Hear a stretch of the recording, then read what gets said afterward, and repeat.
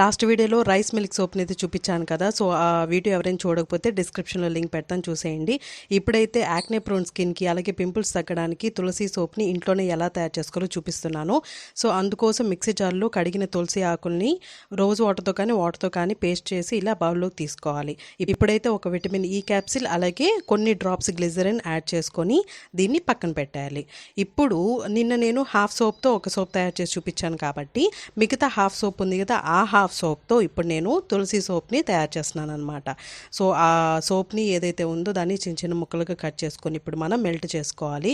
So ఈ videos అన్నీ మీకు నోటిఫికేషన్స్ రావాలంటే మీరు ఖచ్చితంగా నా ఛానల్ని సబ్స్క్రైబ్ చేసుకోండి.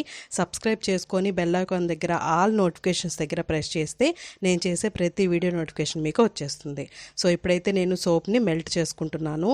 దీన్ని వేడి నీళ్ళలో పెట్టి బాయిల్ చేయడం ఏం అక్కర్లేదు. జస్ట్ మాడకుండా మనం స్పూన్తో అలా ఇలా కదిలిస్తూ ఉంటే ఈజీగా మెల్ట్ అయిపోతుంది.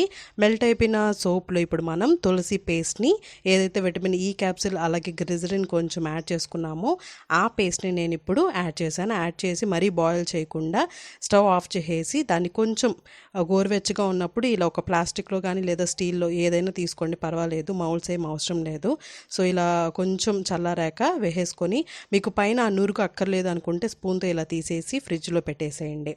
ఇలా ఒక 6 అవర్స్ కానీ లేదా 8 అవర్స్ కానీ పెట్టుకోండి. ఈ సోపు ముఖ్యంగా పింపుల్స్కి ఈ సమ్మర్లో ఆయిల్ స్కిన్ వాళ్ళకి చాలా యూజ్ అవుతుంది. ఖచ్చితంగా ట్రై చేయండి. ట్రై చేసి కామెంట్ సెక్షన్లో ఎలా ఉందో కూడా కామెంట్ చేయండి. రియల్ సోప్ లానే ఉంటుంది.